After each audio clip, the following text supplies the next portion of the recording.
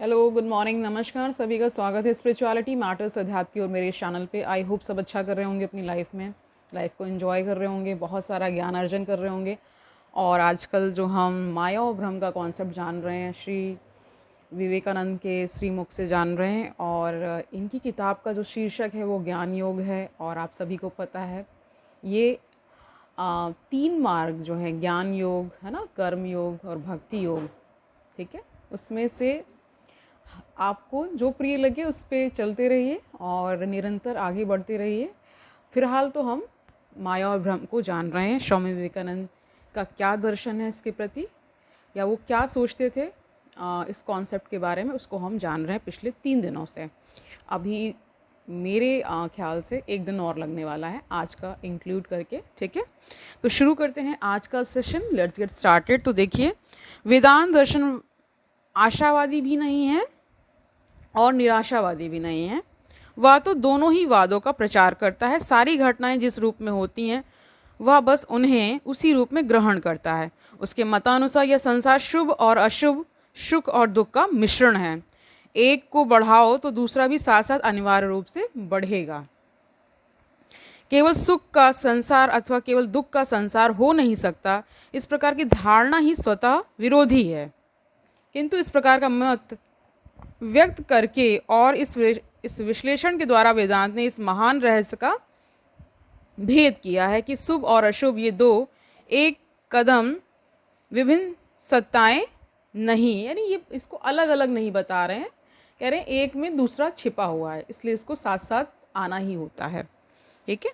इस संसार में ऐसी कोई भी वस्तु नहीं जिसे केवल शुभ या केवल अशुभ कहा जा सके, यानी दोनों का मिश्रण है, इसलिए ऐसा कहा जा रहा, ठीक है। एक ही घटना जो आज शुभजनक मालूम पड़ती है कल अशुभजनक, ठीक है, मालूम पड़ सकती। एक ही वस्तु जो एक व्यक्ति को दुखी करती है दूसरे को सुखी बना सकती है। आप एक रिलेशनशिप का उदाहरण ले सकते हैं इसमें, कि जो इंसान आपको स्टार्टिंग के फेज़ में बहुत प्रिय लग रहा होता है, बहुत सारा आपको प्यार उसके प्रति उमड़ रहा होता है, और आप आसपास अपने लोगों को देखिए कि कैसे कितने क्राइम्स हो रहे हैं जो आपके बहुत ही प्रियजन है ना, जैसे पति पत्नी का है ना, और प्रेमी प्रेमिका का जो संबंध है, स्टार्टिंग में कितना वो खूबसूरत मालूम पड़ता है, और एक समय ऐसा भी आता है कि एक दूसरे की जान के दुश्मन हो जाते हैं। तो ये आपको विविधताएं देखने को मिलती, क्योंकि जो कुछ चीज़ें क्या है वो समयाजनक है, यानी समय से उसका संबंध है, कि जब तक आप में वो ठहराव नहीं है, जब तक आप में वो सहनशीलता नहीं है, तब तक रिश्ता चलता नहीं है ना। देखते ही होंगे आप कि अगर आपके अंदर वो किसी भी रिलेशनशिप में जाने का जो एक पर्पस होता है, अगर वो सही नहीं है ना, अगर आप सिर्फ लेना ही चाहते हैं, कुछ देना नहीं चाहते हैं, मतलब और प्यार में तो केवल दिया जाता है, मतलब कहते ही हैं कि प्रेम जो है वो उससे कुछ वापस में नहीं मांगा जाता है। लेकिन ये क्योंकि ये सांसारिक प्रेम है, यहाँ तो पहले डील ही, आज देखिए आजकल प्री नप्चुअल एग्रीमेंट्स होते हैं, ठीक है, इसके बारे में आप जानते होंगे कि पहले ही कॉन्ट्रैक्ट साइन हो जाता है कि इतना इतना सब कुछ, ठीक है, और क्या क्या करना है क्या क्या नहीं करना है, ये होता है। तो वही यहाँ पे भी बताया जा रहा है कि पूरी तरीके से कोई भी चीज़ शुभ नहीं है और अशुभ भी नहीं है, दोनों का मिश्रण है। ओके, कह रहे हैं जो अग्नि बच्चे को जला देती वही भूख से मरते व्यक्ति के लिए स्वादिष्ट खाना भी पका सकती है।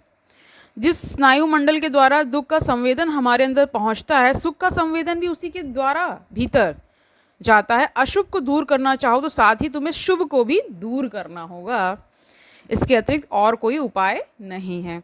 मृत्यु को दूर करने के लिए जीवन को भी दूर करना पड़ेगा। मृत्युहीन जीवन और दुखहीन जीवन, है ना, सुख, ये दुखहीन सुख बता रहे हैं, ये बातें परस्पर विरोधी, इनमें कोई भी अकेला प्राप्त नहीं किया जा सकता, क्योंकि इनमें से प्रत्येक एक ही वस्तु की विभिन्न अभिव्यक्ति है।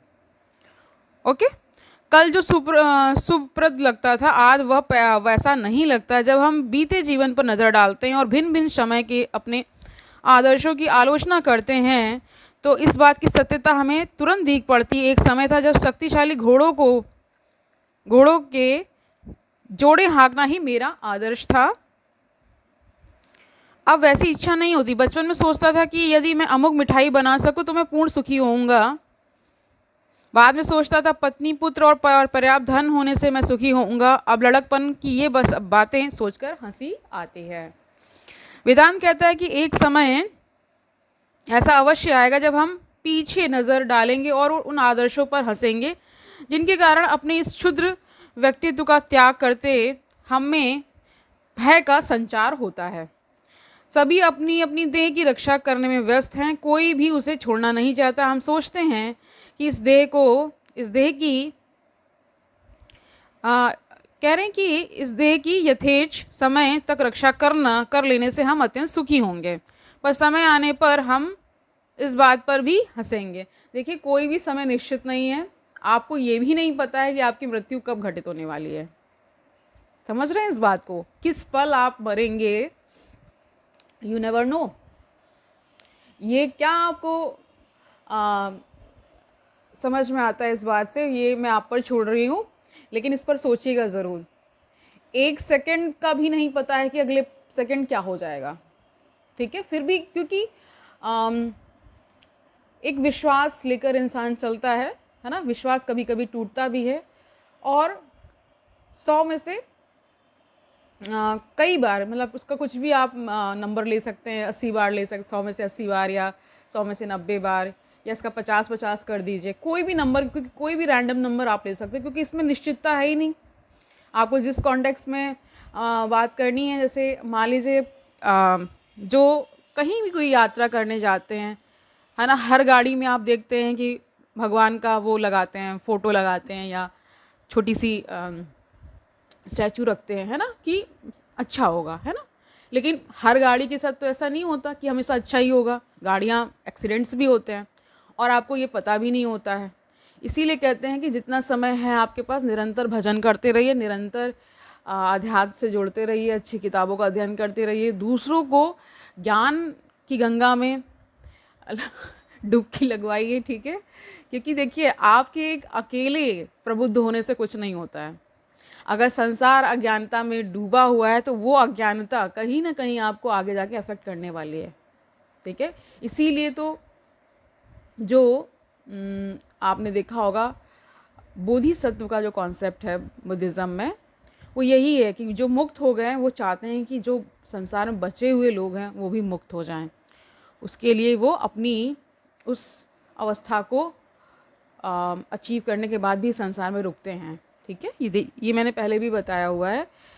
तो जब आप इसके प्रति निर्भय हो जाएं कि ठीक है, जो भी हो सब अच्छा है, और जिस रूप में आएगा उसे स्वीकार कर लूँगा, जब ये भाव आपके अंदर जागृत हो जाता है तो बड़ी सी बड़ी मुश्किलें भी वो आसानी से निकल जाती हैं, आपको आसान ही नज़र आता है, ठीक है?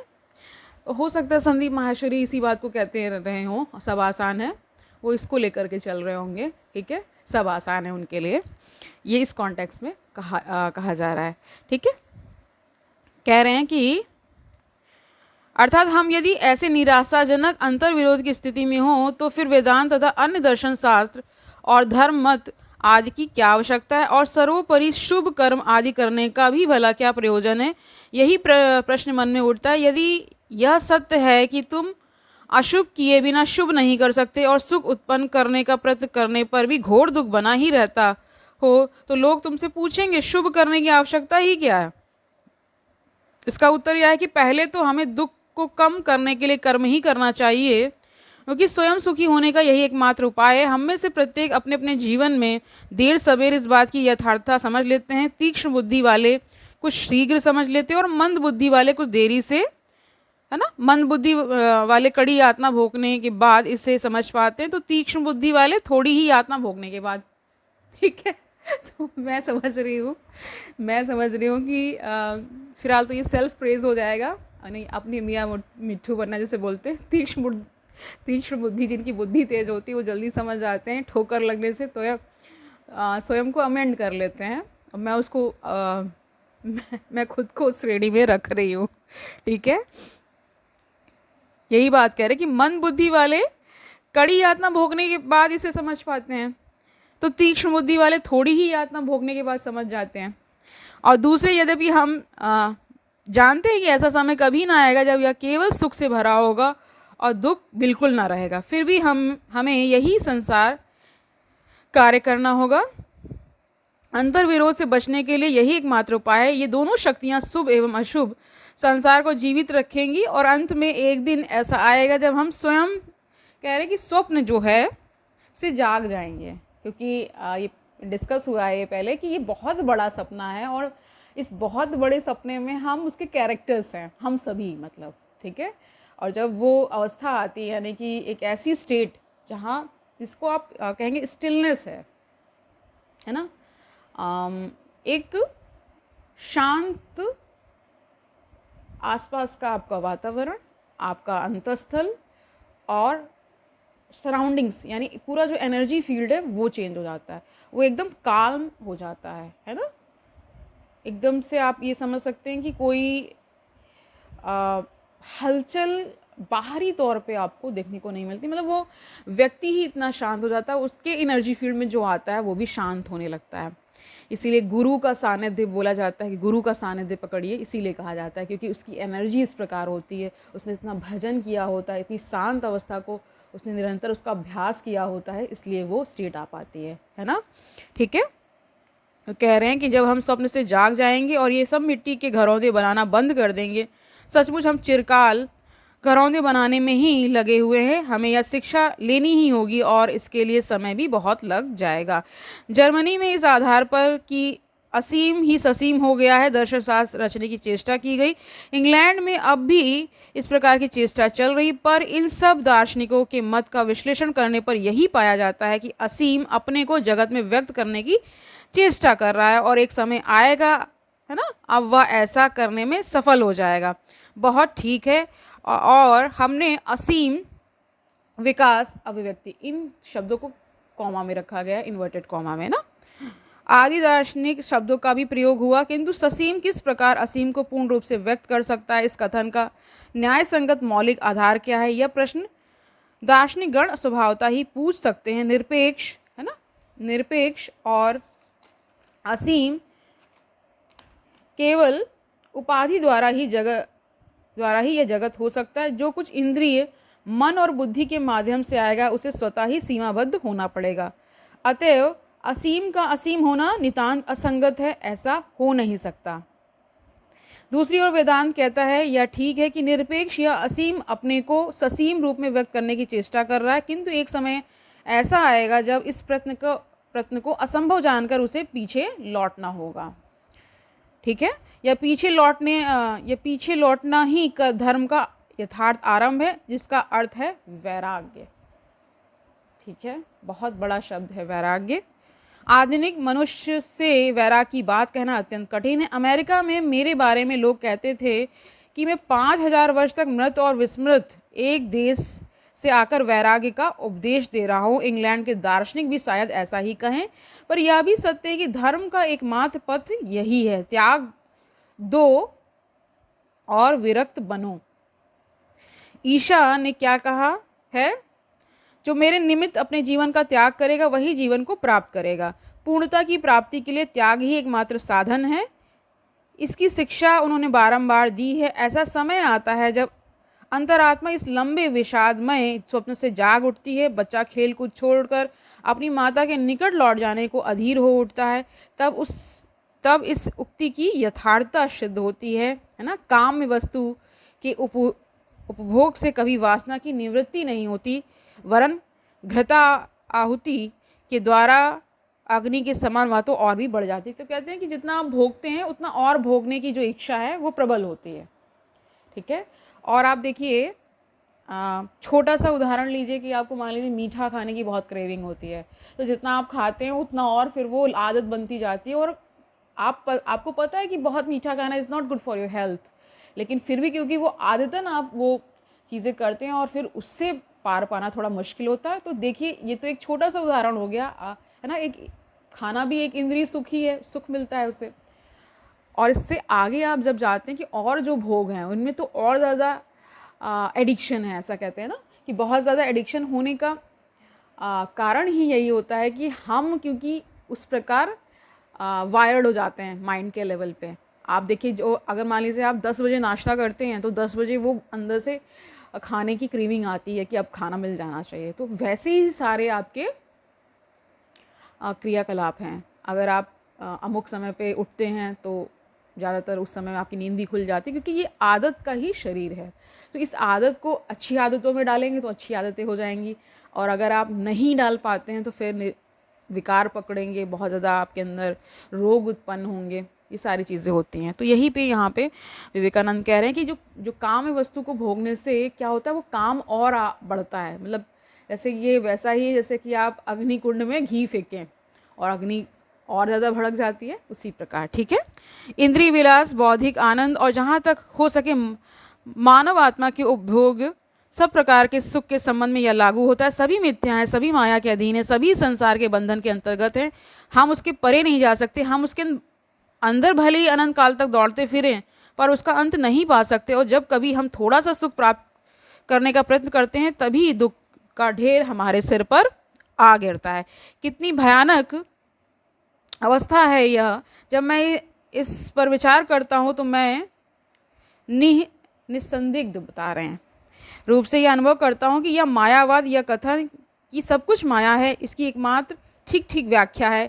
इस संसार में कितना दुख है। यदि तुम विभिन्न देशों में भ्रमण करो तो तुम समझ सकोगे कि एक राष्ट्र अपने दोषों को, है ना, एक उपाय के द्वारा दूर करने की चेष्टा कर रहा है तो दूसरा राष्ट्र किसी अन्य उपाय द्वारा एक ही दोष को विभिन्न राष्ट्रों ने विभिन्न उपायों से दूर करने का प्रयत्न किया पर कोई भी कृतकार्य ना हो सका। यदि किसी स्थान पर दुख और दोष कुछ कम भी हो गया तो किसी दूसरे स्थान पर दोषों पर एक ढेर और खड़ा हो जाता है।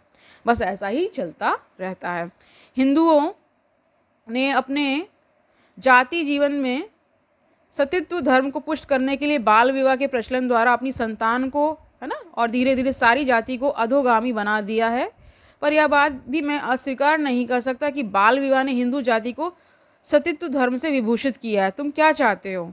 यदि जाति को सतीत्व धर्म से थोड़ा बहुत विभूषित करना चाहो तो इस भयानक बाल विवाह द्वारा सारे स्त्री पुरुषों को शारीरिक दृष्टि से दुर्बल करना पड़ेगा।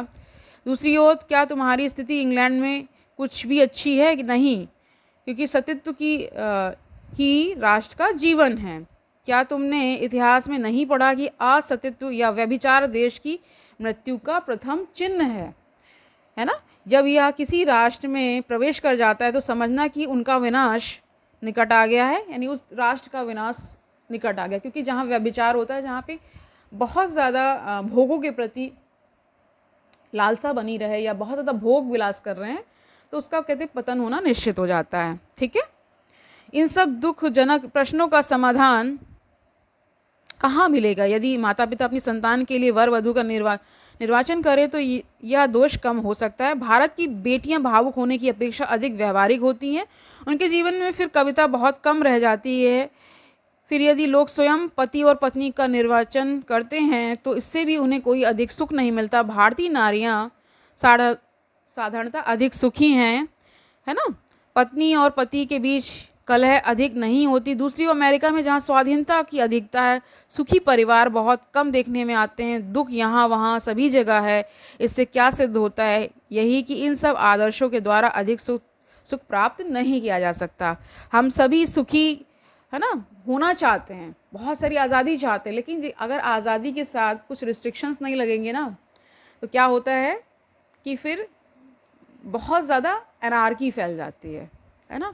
आपको खुद पे नियंत्रण ही नहीं रहेगा। अगर माँ बाप ना हो, है ना, आप पर अंकुश ना लगाएं। देखिए, अंकुश भी ज़रूरी है, लेकिन वो उसकी मात्रा भी थोड़ी सी चेक करने वाली होती है। नहीं कि आप बच्चे को बिल्कुल ही आज़ादी ना दें, तो उसमें भी फिर उसका व्यक्तित्व का विकास अच्छा नहीं होगा। एक आपको बैलेंस स्ट्राइक करना पड़ेगा इसके प्रति भी, कि जहाँ पे आपको पता होना चाहिए कब क्या चीज़ बच्चे को प्रोवाइड करानी है ना। उसके प्रति खुले विचार रखने हैं, लेकिन साथ ही साथ उसके अच्छे बुरे परिणामों से भी अवगत कराना है। बच्चे को प्यार से बैठाइए, उसको पहले कॉन्फिडेंस में लीजिए, एकदम से नहीं अटैक कर देना है। प्यार से बैठिए दोनों लोग, जो भी बच्चे को आप समझाना चाहते हैं, और अपने जीवन के उदाहरणों से, यानी आप स्वयं वो जीवन जी करके दिखाएं, तब आपके बच्चे वो चीज़ सीखने वाले हैं। केवल कहने से नहीं होगा, ये मेरा मानना है। अगर कुछ भी बच्चों को सिखाना चाहते, अगर आप उन्हें कैरेक्टर के बारे में बता रहे हैं, है ना, कि चरित्र, अच्छा कैरेक्टर क्या होता है, तो उस कैरेक्टर को आप जी कर दिखाएं, वही सही तरीका होता है। ठीक है, तो यही यहाँ कह रहे हैं कि हम सभी इस सुख के लिए उत्कट संघर्ष कर रहे हैं, और पर एक और कुछ प्राप्त होने के पहले ही दूसरी ओर दुख आ उपस्थित होता है ना। तब क्या हम कोई शुभ कर्म ना करें? अवश्य करें, और पहले की अपेक्षा अधिक उत्साहित होकर ऐसा करें। इन बातों के ज्ञान से इतना होगा कि हमारी धर्मांधता, यानी धर्म के प्रति जो अंधता है आपकी, वो कम होने वाली है, कट्टरता नष्ट हो जाएगी। तब अंग्रेज लोग हठधर्मी नहीं होंगे और हिंदू की ओर उंगली नहीं उठाएंगे। तब वे विभिन्न देशों के रीति रिवाजों का आदर करना सीखेंगे। धर्मांधता कम होगी, यथार्थ कार्य अधिक होगा। धर्मांध आदमी अधिक कार्य नहीं कर पाता, वो अपनी शक्ति का 3/4 व्यर्थ ही नष्ट कर देता है। तो जो धीर प्रसन्नचित, है ना, प्रशांत रहने वाले हैं, है ना, काम के आदमी कहे जाते हैं, वे ही कर्म करते। अतः इस धारणा से कार्य करने की शक्ति अधिक बढ़ जाएगी। यह जान लेने से कि वस्तु स्थिति ऐसी ही हमारी तितिक्षा अधिक होगी। दुख और अशुभ के दृश्य हमें हमारे संतुलन से अलग ना कर सकेंगे और छाया के पीछे पीछे दौड़ ना सकेंगे। अतएव यह जानकर कि संसार की गति ही अपने नियम के अनुसार ऐसी ही है, हम सहिष्णु बनेंगे, यानी एक दूसरे के प्रति जो सहन करने की जो शक्ति है वो बढ़ेगी ना। उदाहरण के लिए हम कह सकते हैं, यदि सभी मनुष्य सत्य हो जाएं तो पशु भी क्रमशः मनुष्यत्व प्राप्त कर इन्हीं अवस्थाओं में से होकर गुजरेंगे, और वनस्पतियाँ की भी यही दशा होगी। फिर वनस्पतियाँ भी अच्छी अच्छी आपको मिलने वाली। जो इतना खाना करप्ट हो गया, यानी कि जो भोजन आपका इसमें इतना दूषित जो हो गया, उसका कारण मानव ही है, क्योंकि उसने बहुत ऐसी ऐसी चीज़ें पकड़ ली हैं जिनसे क्या हुआ है, हर जगह नाश ही नाश हुआ है ना। पर यह बात निश्चित है कि यह विशाल नदी प्रबल वेग से समुद्र की ओर बह रही है, और ऐसा समय आएगा जब नदी के सभी जलकण उस अनंत सागर के वक्ष स्थल में समा जाएंगे। अतएव यह निश्चित है कि जीवन सारे दुख और क्लेश, आनंद, हास्य और क्रंदन के साथ उस अनंत सागर की ओर प्रबल वेग से प्रवाहित हो रहा है, और यह केवल समय का प्रश्न है जब तुम, मैं, जीव, उद्भिद और सामान्य जीवाणु कण तक जो जहाँ पर है सब कुछ उसी अनंत जीवन समुद्र में मुक्ति और ईश्वर में आ पहुँचेगा। यानी अंत देखिए होता क्या है कि जो भी कुछ चीज़ आप संसार में देखते हैं, जो भी वस्तुएं देखते हैं, जो भी आप कैरेक्टर्स यहाँ देख रहे हैं मनुष्य के रूप में, है ना, वो सब जब अध्यात्म से जुड़ते हैं, यानी एक एक जन जब अध्यात्म से जुड़ता है तो उसके अंदर वो सारे गुण भी विकसित होते हैं जो समाज को चलाने के लिए चाहिए। मतलब अच्छा जहाँ पे रख रखाव हो सके। भाई आपको सहन शक्ति क्यों चाहिए? क्योंकि देखिए एक दूसरे के रिलीजन को, कल्चर को, इन सबको समझने के लिए भी तो वो खुला हुआ दिमाग चाहिए। अगर आप केवल अपना ही राग अलापते रहेंगे कि मेरा धर्म बहुत महान ये वो, और दूसरे धर्म की अगर आप सम्मान नहीं करेंगे, उसका रख रखाव, उसका प्रिजर्वेशन, प्रोटेक्शन नहीं करेंगे, तो आपस में ही टकराते रहेंगे। उस टकराव से बचने के लिए इसका बीच का मार्ग क्या होता है कि आपको ऐसा कुछ करना होता है जहाँ पे एक कॉमन ग्राउंड बन सके, जहाँ पे आप दोनों एग्जिस्ट कर सकें, है ना। या तो मैं केवल हिंदू और मुस्लिम का उदाहरण ज़्यादातर देती हूँ, अन्य धर्मों के लिए भी के प्रति भी आपको जब एक सम्मान रहेगा तो कहते हैं कि धर्म और बाकी सब चीज़ें साथ साथ चलती हैं। माया और भ्रम क्या है कि अमुक वस्तु है नहीं, लेकिन हम उसे वैसा समझ रहे हैं कि वो है ना।